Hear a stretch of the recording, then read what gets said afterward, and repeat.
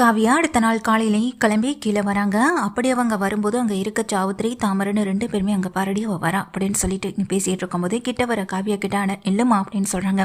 நீ இப்படி ஒரு விஷயத்த பண்ணுவேன்னு நாங்கள் எதிர்பார்க்கவே இல்லை அப்படின்னு சொல்லும்போது காவியா எதுவுமே பேசாமல் கொஞ்சம் கெத்தாவே நின்றுட்டுருக்காங்க. அந்த நேரத்தில் தாமரையும் ஆமாம் காவியா, அந்த போஸை ஒன்று உன் வாழ்க்கையிலேருந்து விரட்டி விடுவேன்னு தான் நாங்கள் நினச்சோம். ஆனால் நீ அவனுக்கு வாழ்நாள் தண்டனையை சொல்லி இவ்வளோ பெரிய தண்டனையை கொடுப்பேன்னு நாங்கள் எதிர்பார்க்கவே இல்லை அப்படின்னு சொல்லிட்டு இருக்கும்போது ஆமாம் நேற்று என்னம்மா நடந்துச்சு, போசு வெளியே வேற வந்து படுத்திருந்தா போல அப்படின்னு சாவுத்திரி ரொம்ப கொண்டாட்டமா கேட்க, இப்போ எதுக்கு நீங்க அடுத்தவங்க விஷயத்துல தலையிடுறீங்க, இப்போ எதுக்கு இந்த விஷயத்தை பத்தி நீ கேட்டு தெரிஞ்சுக்கிறதுல ரொம்ப ஆர்வமா இருக்கீங்க அப்படின்னு அங்க காவியா கேட்க, என்னம்மா நீ உன்னைய ஆதாரத்தோட அந்த போஸ் எப்படிப்பட்டவனு நாங்க தானமா உனக்கு கண்ணால் அதை காட்டிவிட செஞ்சோம் அப்படின்னு அங்க சாவத்திரி சொல்ல, அதை கேட்ட காவியா அமைதியா அவங்க பேசுறதை கேட்டுட்டே இருக்காங்க. ஆமா காவியா, அந்த போஸுக்கு நீ இந்த மாதிரி தண்டனை கொடுத்தாலாம் பார்த்தாது, இதை வேற பெரிய பெரிய தண்டனையா நீ அவனுக்கு கொடுக்கணும். அவ ஆத்தாக்காரி கொஞ்ச நஞ்ச ஆட்டமா ஆடுனா இந்த வீட்டுல, அவ ஆடின ஆட்டத்தெல்லாம் என்னன்னு சொல்றது, இனிமே அந்த போஸு அவங்க அம்மான்னு எல்லாரையும் அடக்கி வைக்க நீ வந்துட்டல, எங்களுக்கு இப்பதான் ரொம்ப சந்தோஷமா இருக்குன்னு சொல்ல, ரொம்ப சந்தோஷப்படாதீங்க, இந்த வீட்டுல யாரை எப்படி அடக்கி வைக்கணும்னு எனக்கு தெரியும், நீ சொல்லிதான் அதை நான் செய்யணும்னு அவசியம் எனக்கு கிடையாது. ஆமா, இன்னொரு விஷயத்த கேட்கணும்னு நினைச்சேன், போஸை பத்தி நீங்க என்கிட்ட காட்டினது எல்லாமே உண்மைதான், அதை நான் ஒத்துக்கிறேன், அதை நான் இல்லைன்னு மறுக்கவும் இல்லை.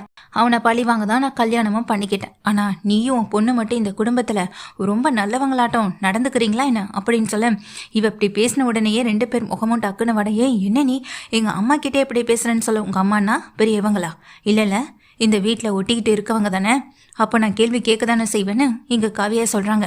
ஏய் நீ ரொம்ப ஓவராக பேசுகிறேன்னு தாமரை கையை இந்த கையை உங்கிற வேலைலாம் என்கிட்ட வச்சுக்காதன்னு கையை பிடிச்சி முறிச்சு விட்டுட்டு, ஏற்கனவே நீ இந்த வீட்டில் பண்ண வேலைகள் எல்லாத்தையும் கேள்விப்பட்டேன், நீ என்னமோ இந்த வீட்டில் ஒழுங்கு மாதிரி பேசுகிறேன், போசு கேவலமானவனா, நீ அதை விட கேவலமானவ, ஏன்னா போசு உன்னை தப்பாக இங்கே பார்க்க வந்தான், தப்பாக நடந்துக்க பார்த்தான்னு சொல்லிட்டு இங்கே நீ காட்டி விட்டு அதை கண் கூட பார்க்க வச்சது எல்லாமே உண்மைதான்.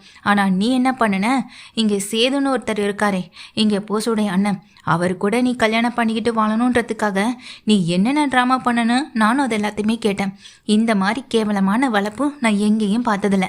இங்கே ஈஸ்வரி போசு எப்படியோ அதே மாதிரி தான் நீயும் உங்கள் அம்மாவும் 2 பேருக்குமே சளைச்சவங்க கிடையாது. அதை முதல்ல புரிஞ்சுக்கோங்க. இந்த மாதிரி என்கிட்ட வந்து கோழு மூட்டி விடுற வேலை, பிரச்சனையை பெருசு பண்ணுறதுக்காக அப்படி பேசுகிற வேலைன்னு இனிமே எதையும் வச்சுக்காதீங்க. அதையும் மீறி என்கிட்ட ஏதாவது பேச வந்தா ஒரு லிமிட்டோடயே இருந்துக்கணும். ஏதாவது எல்லாம் மீறி பேசினா அப்புறம் நானும் அது கேட்டது போல நடக்க வேண்டியது இருக்குன்னு சொல்லிட்டு காவியா அந்த இடத்த விட்டு போக, இவ ரொம்ப திமிரா தாண்டி இருக்கான்னு சொல்ல, என்னம்மா இவளை வச்சு இந்த வீட்டில் அதுவும் அந்த போஸுக்கும் சாவித்திரிக்கும் ஈஸ்வரிக்கும் பெரிய பிரச்சனையை உண்டு பண்ணலான்னு பார்த்தா இவன் நம்மளை அடக்கிற மாதிரி பேசிட்டு போறான்னு சொல்ல, போதும் போட்டுண்டி, நீ எத்தனை நாளைக்கு இதெல்லாம் பண்ணிட்டு இருக்கா போறான்னு நம்ம பார்க்க தானே போறோம்னு அங்கே சாவித்திரியும் சொல்லிடுறாங்க. அப்போ வீட்டில் எல்லாருமே இருக்கிற நேரம் ஈஸ்வரி கீழே வராங்க. என்னடி காவியா இங்கே நின்றுட்டு இருக்கான்னு சித்ராவை பார்த்து கேட்க, ஆமாம்மா நானும் அதை தான் பார்த்தேன்னு சொல்லிட்டு இருக்கும்போது, எங்கே போறீங்க 2 பேர் இங்கே வாங்கன்னு சொடக்கு போட்டு இங்கே கூப்பிட 2 பேருமே காவியா பக்கத்தில் வராங்க. என்னம்மா என்ன வேணும் என்னாச்சு அப்படின்னு சொல்லி இங்கே கேட்குறாங்க. எங்க காவியா கிட்ட ஈஸ்வரி உடனே பார்த்துட்டு சொல்கிறாங்க, எப்போதுமே நான் காலையிலே எங்கள் அம்மா எனக்காக ஃபெட் காப்பி வரையும் கொண்டு வந்து கொடுத்துருவாங்க. காலையிலே எங்கள் அம்மா எனக்கு பிடிச்சது எல்லாத்தையுமே சமைச்சு வச்சுருவாங்க. ஆனால் இங்கே எல்லாருக்குமே எங்கள் ஆண்டி தான் சமைச்சிட்ருக்காங்க. ஏன் இந்த வீட்டில் நீங்கள் எதையுமே சமைக்க மாட்டீங்களா? ஒன்று அவங்களுக்கு ஹெல்ப் ஆயிருங்க, இல்லைனா நான் கேட்குறத நீங்களாவது எனக்கு செஞ்சு கொடுங்க அப்படின்னு சொல்ல, என்னம்மா இப்படிலாம் கேட்குறேன், நான் கிச்சன் பக்கம் நீங்கள் போகலன்னா என்ன, இனிமேல் போக கற்றுக்கோங்கன்னு சொல்ல, என்ன நீ இந்த வீட்டுக்கு நீ தான் மருமகளாக வந்திருக்க, ஆனால் கொஞ்சம் கூட எங்கள் பயம் எதுவுமே இல்லாமல் எங்களை போய் வீட்டில் வேலை வாங்கிட்டு இருக்கேன், அதுவும் உனக்காக நாங்கள் அதை செஞ்சுட்ருக்கோமா? சொல்ல போனால் நீ தான் எல்லாருக்காகவும் சமைச்சு கொடுக்கணும். இந்த வீட்டுக்கு இதுக்கு முன்னாடி வந்தவளுங்க எல்லாரும் அது தானே செஞ்சாங்கன்னு சொல்ல, அப்புறம் இதுக்கு நீ இந்த வீட்டில் இருந்துட்டு இருக்க, உன் புருஷன் வீட்டில் போய் நீ வாழ வேண்டியதானே, அங்கே போய் உன் புருஷனுக்கும் உன் புருஷன் குடும்பத்துக்கும் சமைச்சு போட்டுட்டு இருக்க வேண்டியதானே, அதை விட்டுட்டு இங்கே இந்த நாட்டமா பண்ணுறதுக்கான தகுதி உனக்கு என்ன இருக்கு அப்படின்னு அங்கே சித்ராவை பார்த்து கேள்வி கேட்க, ஈஸ்வரி அப்படியே திகச்சு போய் நிற்கிறாங்க. என்னை கேள்வி கேட்குற உரிமை இந்த வீட்டில் யாருக்கும் இல்லை, முக்கியமாக உனக்கும் உன் அம்மாவுக்கு போஸுக்குன்னு யாருக்கும் அந்த தகுதி கிடையாது. நான் கேட்குறத செஞ்சு கொடு, இல்லைன்னா நடக்கிறதே வேற அப்படின்னு அங்கே சித்ராவை வந்துட்டு திட்டமும் செய்கிறாங்க. இல்லைனா மொத்தமாக இப்போ ஒன்றவே பேக்கப் பண்ணி விட்டுருவோம், புருஷன் வீட்டுக்கு போறியா அப்படின்னு சொல்லி கேட்க, சித்ரா வாய் பேச முடியாமல் நின்றுட்டு ரொம்ப கட்டுப்போட இங்கே கிச்சனுக்குள்ளே போகிறாங்க. கூடவே இங்கே ஈஸ்வரியும் வேறு வழி இல்லாமல் பின்னாடியே போக தான் செய்கிறாங்க. என்னடி பண்ணுறது இப்போ இவளை அப்படின்னு சொல்லி பேசிக்கிட்டு இருக்கும்போதான் அப்போ ராஜாங்கோ எல்லாருமே வீட்டில் இருக்கவங்க எல்லாம் ரொம்ப சந்தோஷமாக கிளம்பிக்கிட்டு இருக்க. கூடவே சித்ரா ஈஸ்வரி 2 பேருமே வந்து நிற்கவும் செய்ய அந்த நேரத்தில் காவியாவிலேருந்து எல்லாருமே பார்த்துட்ருக்கேன். இன்றைக்கி முக்கியமான ஃபங்க்ஷன், அதுவும் கல்லூரி காலேஜுக்கு தான் போகிறோம் அப்படின்னு சொல்ல, ஏப்பா நம்ம தமிழ்ச்செல்விக்கு பரிசு கொடுக்குறதா சொல்லியிருந்தாங்களே அந்த காலேஜுக்கான்னு சொல்லி எங்கள் அப்பா தான் கேட்க, ஆமாம் அங்கே தான் கிளம்புறோன்னு சொல்ல, நானும் வரேன்யா அப்படின்னு சொல்ல, சரி வாங்கம்மா போகலாம் அப்படின்னு சொல்லிட்டு இருக்கேன். மோகனாவும் வரதா சொல்கிறாங்க. நீயும் வரியாமா காவியான்னு சொல்ல, இல்லை அங்கிள் நீங்கள் எல்லாரும் போயிட்டு வாங்க, நான் வரல அப்படின்னு சொல்லிட்டு காவியா நிற்கிறாங்க. அந்த நேரத்தில் ஈஸ்வரி சித்ரா 2 பேருமே பேசிக்கிற விஷயம் என்னென்னா, இந்த அவார்டு, இந்த ஃபங்க்ஷன், இந்த பணம் எல்லாமே நம்ம பையன் போஸுக்கு கிடைக்க வேண்டியது, அது இப்போ தமிழ்ச்செல்விக்கு போகுதுன்னு சொல்லிட்டு அவங்க 2 பேருக்கும் பயங்கர கோபம் இருக்குது. இந்த உண்மையை மட்டும் அந்த செய்து கண்டுபிடிச்சு அந்த சொல்லலைன்னா எல்லாமே நல்லபடியாக நடந்து முடிஞ்சிருக்கும். ஆனால் இப்போ அவமானப்பட்டதும் மிச்சம், இந்த பணம் நம்ம கைக்கு வராமல் போனதும் தான் மிச்சம். இப்போ என்னம்மா பண்ணுறதுன்னு சொல்லிட்டு பேசிக்கிட்டு இருக்கும்போது, இந்த தமிழ்ச்செல்வி அவார்டு வாங்க போகிறாளா, அவளுக்கு எங்கள் பரிசு கொடுக்க இந்த ராஜாங்க வேற போகிறாரா, அடக்கவே கூடாது. தமிழ்ச்செல்விக்கு என்ன பண்ணுறது அப்படின்னு யோசிச்சுட்டு இருக்க எங்கள் சித்ராவும் ஈஸ்வரியும், தமிழ்ச்செல்வி இன்னும் கொஞ்சம் நேரத்தில் கிளம்பிடுவாளே அப்படின்னு சொல்லி பேசிக்கிட்டு இருக்காங்க. கொஞ்சம் நேரத்தில் கிளம்ப போகிறது என்னமோ உண்மைதான். ஆமாம், போகிறதுக்கு முன்னாடி எங்கள் அப்பா கூப்பிட்டாங்கன்னு சொல்லி அவளை கூட்டிட்டு வா அப்படின்னு சொல்ல, என்னம்மா சொல்கிற அப்படின்னு கேட்குறாங்க. ஆமாண்டி, நீ அவளை கூட்டிட்டு வா, இங்கே அத்தை உள்ளே தானே போய் புடவை கட்டிகிட்டு இருக்காங்க, அதுக்குள்ளே அவளை இங்கே வருவாள் அப்படின்னு சொல்ல, சரி சரின்னு சொல்லிட்டு இங்கே என்ன பண்ணுறாங்க, சித்ரா தான் போகிறாங்க. உன்னைய அப்பா கூப்பிடுது வா அப்படின்னு சொல்லி எங்கள் தமிழ்ச்செல்வியை கூப்பிட, சரி நீ போய் தமிழ்ச்செல்வி அப்பத்தா கிட்ட ஆசீர்வாதம் வாங்கிட்டு வான்னு சொல்லி அனுப்பிவிடவும் செய்கிறாங்க. இங்கே மலரும் தமிழும் நேராக அந்த வீட்டுக்கு வராங்க. வீட்டுக்கு வந்த தமிழ்ச்செல்வி எங்கே அப்பத்தா அப்படின்னு சொல்லி கேட்க, இவ்வளோ நேரம் இங்கே தான் இருந்துச்சு, அப்போதாவும் உங்கள் கூட காலேஜுக்கு வருமா, அதான் எங்கள் மேலே போய் ரெடி ஆகிட்டு இருக்கு அப்படின்னு சொல்ல, இதை கேட்டதுமே எங்கள் தமிழ்ச்செல்வி சரி நான் அப்புறம் வந்து பார்த்துக்கிறேன்னு சொல்லிட்டு கிளம்ப, இரு ஒரு நிமிஷம், அப்பத்தா தான் இதை உனக்கு குடிக்க சொல்லி கொடுத்துட்டு போ சொன்னிச்சு அப்படின்னு சொல்கிறாங்க. எனக்கா என்ன இதுன்னு சொல்லி கேட்க, நீ கர்ப்பமாக இருக்க, தெம்பாக இருக்கணும் அப்படின்றதுக்காக தான் இதை ரெடி பண்ணி வச்சிருக்கு, குடிச்சா குடி இல்லைனா போ அப்படின்ற மாதிரி பேசிட்டு சித்ரா எதுவுமே தெரியாத மாதிரி ரொம்ப நல்ல விளையாட்டு அந்த இடத்த விட்டு நகர்ந்து போக, தமிழ்ச்செல்வியும் அதை குடிக்கவும் செய்கிறாங்க. அம்மா ஒரு வழியாக நம்ம கலந்து வச்ச அந்த மருந்தை அவள் குடிச்சிட்டா, இன்னும் கொஞ்ச நேரத்தில் அவளுக்கு வயிறு வலி ஏற்படும், அந்த வயிறு வலினாலேயே அவளால் இங்கேருந்து போகவே முடியாது அப்படின்னு அங்கே சித்ரா ஈஸ்வரி கிட்ட சொல்ல, ஈஸ்வரி சித்ரா இவங்க 2 பேரும் பண்ண இந்த கோல்மாலை பார்த்துட்டு இருந்த இந்த காவியாவுக்கு ரொம்ப கோவம் வரத்தான் செய்யுது. கொஞ்ச நேரத்தில் அவங்க அங்கேருந்து கிளம்பிடுறாங்க. காவியாவுக்கு இந்த விஷயம் தெரிஞ்சு ஓடி வரத்துக்குள்ளேயும் அங்கேருந்து கிளம்பி காலேஜுக்கு போக அங்கே நின்றுகிட்டு இருக்க சாவுத்ரி பிறகு சித்ரா 2 பேருமே பார்க்குறாங்க. அங்கே நின்றுகிட்டு இருக்க ஈஸ்வரி சித்ரா 2 பேருமே பார்க்குறாங்க. உங்களுக்கெல்லாம் கொஞ்சமாச்சும் மனசில் ஈரன்றது இருக்கா இல்லையா அப்படின்னு சொல்லி கேட்க, அந்த பொண்ணு கஷ்டப்பட்டு வயிற்றில் குழந்தை இருக்கும் பொழுதும் காட்டுக்கு போய் தன்னுடைய உயிரை பணைய வச்சு மருந்து எடுத்துகிட்டு வந்ததும் உங்கள் பிள்ளை ஈஸியாக அடுத்தவங்களை உழைப்பை வந்துட்டு நல்லாவே திருட தெரியுது. இப்போது அந்த குழந்தைய அழிக்கிறதுக்கு நீங்களே இப்படிப்பட்ட ஒரு முடிவை செஞ்சுருக்கீங்களா இல்லைன்னு சொல்லி கேட்க, இல்லை நாங்கள் அந்த மாதிரி எந்த தப்பையும் பண்ணலை அப்படின்னு சித்ரா சொல்ல, அப்போது தமிழ்ச்செல்விக்கு எதுக்காக இந்த மருந்தை கலந்து கொடுத்தீங்க அப்படின்னு சொல்லிட்டு கேட்குறாங்க. அந்த மருந்தை எடுத்து படித்து பார்க்கவும் செய்கிறாங்க காவியா. அப்படி அதில் போட்டிருக்க விஷயம் என்னென்னா, அது வந்துட்டு கர்ப்பத்தை கலைக்கிற மருந்தில் கடுமையான வயிறு வலியை உண்டாக்கக்கூடிய ஒரு மருந்து. இதை படித்து பார்த்த காவியாவுக்கு பயங்கர ஷாக்காக இருக்கும். என்னதான் இருந்தாலும் வயிற்றில் குழந்தை இருக்கும்போது இந்த மாதிரி பிரச்சனைகள் வந்தால் என்ன நடக்கும், அது முதல்ல உனக்கு தெரியுமான்னு சொல்லி சித்ராவை பார்த்து கேட்க, நீ உன் புருஷன் கூட போய் வாழ்ந்திருந்தா தானே உனக்கு அதெல்லாம் தெரிய போகுது, நீங்கள் இருந்துக்கிட்டே இருக்கிறதுனால தானே எந்த அருமையும் உனக்கு தெரிய மாட்டேதுன்னு சொல்லி அங்கே சித்ராவை பிடிச்ச அடி பலார்னு ஒரு அரை கீழே தள்ளிவிட, இதை பார்த்து ஈஸ்வரி அப்படியே நடுங்கி போய் நிற்கிறாங்க. என்ன பண்ணிட்டு இருக்க, என் கண்ணு முன்னாடியே என் பொண்ணை வாங்கி அறிவியான்னு சொல்லி கேட்கும்போது, உன் பொண்ணை மட்டும் இல்லை உன்னை சேர்த்து அறிவன்னு அங்கே காவியா ஈஸ்வரி கண்ணத்திலே பல்லான்னு ஒரு அறவிட, இதை பார்த்து போயிட்டு ஒரு பக்கம் அப்படியே தயங்கி நின்றுக்கிட்டு இருக்காங்க.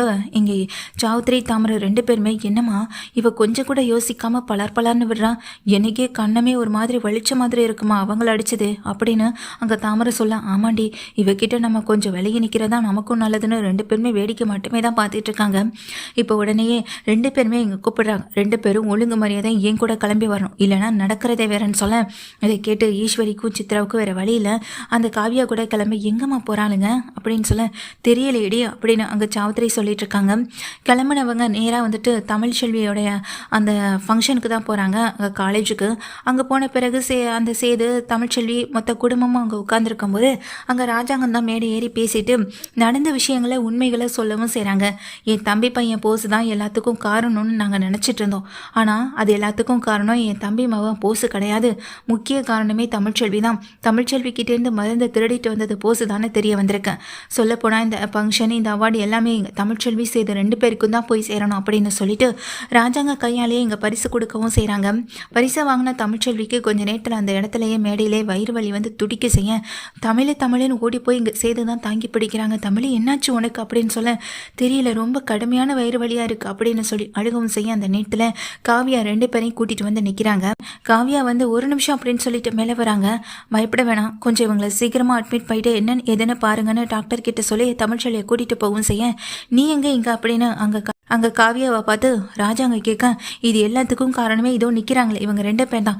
இவங்க பையனுக்கு கிடைக்க வேண்டியதான் எங்கள் தமிழ்ச்செல்வி தட்டி பறித்த மாதிரி தமிழ்ச்செல்வி மேலே கோவத்தை எப்படி காட்டுறதுன்னு தெரியாமல் இந்த ஃபங்க்ஷனில் இது நடக்கக்கூடாது அப்படின்றதுக்காகவே தான் இது எல்லாத்தையுமே திட்டம் போட்டு பிளான் பண்ணி ஒன்று விடாமல் செஞ்சுருக்காங்க. இப்போ என்ன அங்கிள் பண்ணுறதுன்னு சொல்லி இங்கே நின்றுட்டுருக்காங்க காவியா. இதை பார்த்த சேதுவுக்கு அங்கே நின்றுட்டுருக்க தான் சின்னம்மா மேலேயும் அந்த சித்ரா மேலேயும் கோவம் வரதான் செய்தும்.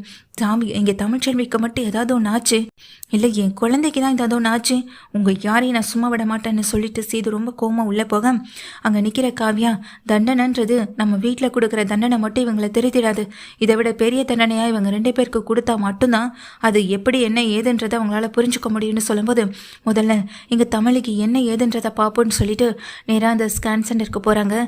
ஐயா, இங்கே தான் நாங்கள் உங்களுக்கு இந்த ஃபங்க்ஷனை ஏற்பாடு பண்ணியிருந்தோம், இதையும் அப்படியே ஓப்பன் பண்ணி கொடுத்துட்டு போயிடுவீங்கன்றதுக்காகன்னு சொல்ல முதல்ல தமிழை கூட்டிகிட்டு போய் என்ன ஏதுன்னு செக்அப் பண்ணுங்க, அப்புறமா பார்த்துக்கலான்னு ராஜாங்க வெளியே வெயிட் பண்ணிட்டு இருக்காங்க. சேதுவும் வெயிட் பண்ணிட்டு இருக்காங்க. அப்போ தான் ஈஸ்வரியும் சித்திராவையும் மாறி மாறி கன்னத்தில் பழுக்க அடிக்கவும் செய்கிறாங்க. இப்படி வயிற்றுல குழந்தை இருக்கவளை கொஞ்சம் கூட மனசில் ஈரமே இல்லாமல் உன் பையன் இங்கே தலையில் பின்மண்டியில் தாக்கிட்டு அங்கேருந்து ஓடி வர செஞ்சான் அந்த காட்டுக்குள்ளேயே விட்டுட்டு. அப்போது அதே வேலையை தானடி இன்னைக்கு நீங்களும் பார்த்துருக்கீங்க. இங்கே போஸுக்கான தண்டனை காவியா மூலமாக கிடச்சிட்ருக்கு, உங்களுக்கு என்ன தண்டனை கொடுக்குறதுன்னு அங்கே அப்பத்தா ஒன்று சொல்லிட்டு அழுகவும் செய்கிறாங்க. மோகனா வந்து அப்பத்தாவை தடுத்து நிறுத்துறாங்க. அப்போ உள்ளே செக்அப் பண்ணிவிட்டு வெளியே வந்த டாக்டர் வந்துட்டு ஒன்றும் பிரச்சனை இல்லை, இங்கேயே ஏற்பட்ட வயிறு வலியினால எந்த பிரச்சனையும் இல்லாமல் நாங்கள் குழந்தைக்கும் எந்த பிரச்சனையும் இல்லாமல் காப்பாற்றிட்டோம், இனிமேல் கொஞ்சம் அவங்கள கவனமாக பார்த்துக்கோங்க, 2 பேபின்றப்போ அவங்க கர்ப்பமே அதை தாங்குகிற சக்தியை வந்துட்டு கொடுக்க செய்யணும், இந்த மாதிரி வயிறு வலி அப்படின்னு ஏதாவது சின்ன பிரச்சனைகள் வந்தாலும் அது குழந்தைய தான் பாதிக்கும், இனிமேல் கொஞ்சம் கவனமாக பார்த்துக்கோங்க, நான் உங்களுக்கு டேப்லெட்லாம் எழுதி தரேன்னு டாக்டர் சொல்கிறாங்க. என்ன டாக்டர் சொல்கிறீங்க, 2 குழந்தையா அப்படின்னு சொல்லி கேட்க ஆமாம், தமிழ்ச்செல்வி வயிற்றில் ட்வின்ஸ் பேபி தானே இருக்குது, ஏன் ஏற்கனவே ஸ்கேன் பண்ணி பார்த்துருப்பீங்களே அதில் எல்லாம் சொல்லியிருப்பாங்களேன்னு சொல்ல இதை கேட்ட எங்கள் சேதுவுக்கு ரொம்ப சந்தோஷம், அதே நேரம் சின்ன அதிர்ச்சி. அப்போ தமிழ் எதுக்காக இந்த விஷயத்த சொல்லலைன்னு சொல்லிட்டு நிற்கும் போது அப்பத்த சொல்கிறாங்க, என்ன மன்னிச்சிருங்க, இந்த விஷயத்த நான் தான் மறைக்க சொன்னேன், தமிழுக்கே அவள் வயிற்றில் வளர்றது குழந்தை 2 பேர், அதாவது குழந்தை 2 குழந்தைனே தெரியாது அப்படின்னு சொல்ல எதுக்கு அப்பத்தா எதுக்கு இப்படி செஞ்சேன்னு சொல்லிட்டு எங்கள் அப்பத்தாட்ட வந்து செய்தி கேள்வி கேட்க என்னம்மா இதெல்லாம் அப்படின்னு அங்கே ராஜாங்கம்மா கேட்க இல்லையா 2 குழந்தைனா எப்படியாச்சும் 2 பேரையும் சேர்த்து வச்சிடலான்னு தான் நான் நினச்சேன் அப்படின்னு சொல்லிட்டு இருக்கும்போது இதை கேட்டதும் ரொம்ப சந்தோஷப்படுறாங்க. எங்கள் சேதுவும் தனக்கு 2 குழந்தை பிறக்க போகுது அப்படின்ற சந்தோஷம் அவங்களுக்குள்ளே இருக்க செய்து ராஜாங்கமே அதை சந்தோஷமாக நினைக்கவும் செய்ய இவ்வளோ சந்தோஷத்தில் மனசில் வச்சுருக்கீங்க, சீக்கிரமாக 2 பேரும் ஒன்று சேர்ந்தால் இந்த அப்பத்தான் நிம்மதியாக கண்ணை மூடி சேருவல அப்படின்னு சொல்ல எதுக்குமா தேவையில்லாமல் இந்த நேரத்தில் அதை பற்றியெல்லாம் பேசிக்கிட்டுன்னு சொல்லிட்டு இங்கே அப்பத்தாவை பேச விடாமல் தடுக்கிறாங்க ராஜாங்கமும். கொஞ்ச நேரத்தில் இங்கே வீட்டுக்கு போயிடுறாங்க எல்லாரும் கூட்டிக்கிட்டு. அதுக்கு பிறகு தமிழ்ச்செல்விக்கும் விஷயம் தெரியுது, இப்போ தான் எதுக்காக தான் வயிற்றில் 2 பக்கமும் அசைவு தெரியுது அப்படின்றத வந்துட்டு தெரிஞ்சுக்கிறாங்க. நான் மன்னிச்சிடுன்னு சொல்ல அட என்ன பார்த்தா நீ போய் என்கிட்ட மன்னிப்பு கேட்டுட்டுன்னு சொல்லிட்டு எங்கள் தமிழ்ச்செல்வி அப்பத்தாவை பார்த்து பேசிக்கிட்டு இருக்காங்க. அப்போ அந்த நேரத்தில் காவியா இங்கே நின்றுக்கிட்டு இருக்க ஈஸ்வரி அதே சித்ரா போஸ் எல்லாருமே பார்க்க போஸுக்கு என்ன தண்டனை கொடுக்கணும்னு நான் முடிவு பண்ணிட்டேன், அதே மாதிரி இவங்களுக்கு என்ன தண்டனை கொடுக்கணும்னு நான் முடிவு பண்ணட்டுமா அங்கே சொல்ல நீயே சொல்லுமா அப்படின்னு சொல்கிறாங்க. இவங்கள மாதிரியான ஆட்களுக்கு தண்டனைன்றது சரியாக இருக்கணும். ஆமாம், இங்கே சித்ராவுக்கு தான் கல்யாணம் ஆயிடுச்சுல, புருஷன் ஃபாரினில் இருக்கா அப்படின்னு அங்கே அப்பத்தா சொல்ல ஃபாரினில் இருந்தால் என்ன அப்பத்தா, அதுக்காக அங்கேயே இருக்கணும் இங்கேயே இருக்கணும்னு அவசியம் இல்லையா, இவங்களுக்குன்னு ஒரு வீடு இருக்கும்ல அங்கே போய் இவங்க வாழ்ந்தா போதும்னு சொல்ல அடியே உன் மாமியாக்காரியோட நீ போய் இருக்க முடியுமா அப்படின்னு சொல்லி கேட்க அப்பத்தா இது நான் கொடுக்குற தண்டனை அப்படின்னு சொல்லும்போது அப்படியான எங்கள் அப்பத்தா வாயை பிளந்து நின்றுட்டுருக்காங்க. காவியா சொல்கிறாங்க இந்த நிமிஷமே சித்ரா அவங்க அம்மா ஈஸ்வரி 2 பேரும் இந்த வீட்டை விட்டு வெளியே கிளம்பணும், அவங்க போகிறதே இந்த வீட்டை விட்டு வேறு எங்கேயோ போகணும்லாம் நான் சொல்லலை, இவங்களை நேராக கொண்டு போயிட்டு கருப்பனை அந்த வீட்டில் கொண்டு விட்டுட்டு வாங்க, சித்ரா வாழ போன வீடு எதுவோ அந்த வீட்டில் தான் சித்ரா இருக்கிறது நியாயமான ஒரு விஷயமா இருக்கும், அந்த வீட்டில் தான் அவங்களும் இருக்கணும், கொஞ்ச நாளைக்கு இங்கே ஈஸ்வரியோ இருக்கணும், அப்படி இருந்தால் தானே மற்ற இடங்களில் போய் இருந்தாலும் என்ன பண்ணாலும் கஷ்டம் என்ன குடும்பத்தோட அருமை என்னன்னு அப்பவாது தெரியும் அப்படின்னு சொல்கிறாங்க.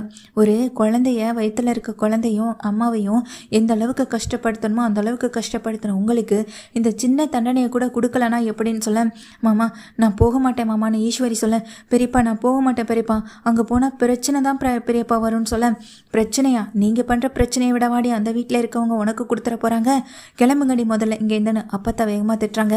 உடனே வேறு வழியும் இல்லை, இங்கே காவியா இப்படி சொன்னதை கேட்ட போசுக்கு எதிர்த்து பேசக்கூட முடியாமல் நின்றுட்டுருக்காங்க. கடைசியில் இந்த ஈஸ்வரிக்கும் இந்த சித்ராவுக்கும் இப்படிப்பட்ட ஒரு நிலைமை வரும்னு எதிர்பார்க்கலாம். நல்ல வேலைடி, நமக்கு அப்படிப்பட்ட எந்த வீடும் இல்லை, நாம் இங்கேயே இருந்து பழகிட்டோம், இங்கேயே இருக்க வேண்டியதான் அப்படின்ற மாதிரி அங்கே நின்றுட்டு இருக்க சாவித்திரி தாமரை 2 பேரும் பேசிக்கிட்டு இருக்கா. இங்கே ஒரு பக்கம் சேது தன் குழந்தை பிஸ்தின விஷயத்தில் சந்தோஷமாகவும் இருந்தாலும் இன்னொரு பக்கம் கிடைக்க வேண்டிய தண்டனை கிடைச்சிருச்சுன்னு அமைதியாகவும் இருக்காங்க. இங்கே வேறு வழி இல்லாத சித்ரா ஈஸ்வரி 2 பேருமே வீட்டை விட்டு கிளம்பி இங்கே சித்ராவுடைய மாமியார் வீட்டுக்கு தான் போகவும் செய்கிறாங்க. அங்கே போனால் தானே பல அவமானங்களை சந்திச்சா தானே புத்தி வருன்றதுக்காக தான் இந்த காவியா இப்படியெல்லாம் பண்ணியிருக்காங்க. போகும்போதே அவங்கள அனுப்பிவிட்டு மேலே போகிற காவியா இங்கே போஸை பார்த்து ஒரு முறை பயங்கரமாக முறைக்கா போஸுவால் இந்த பிரச்சனைகள்லேருந்து மீண்டு வரவும் முடியலை, இங்கே அந்த வாழ்க்கைக்குள்ளே போய் வாழவும் முடியலை. இப்படி பல கஷ்டங்களை போஸ் அனுபவிச்சுட்டு இருக்கவும் செய்கிறாரு.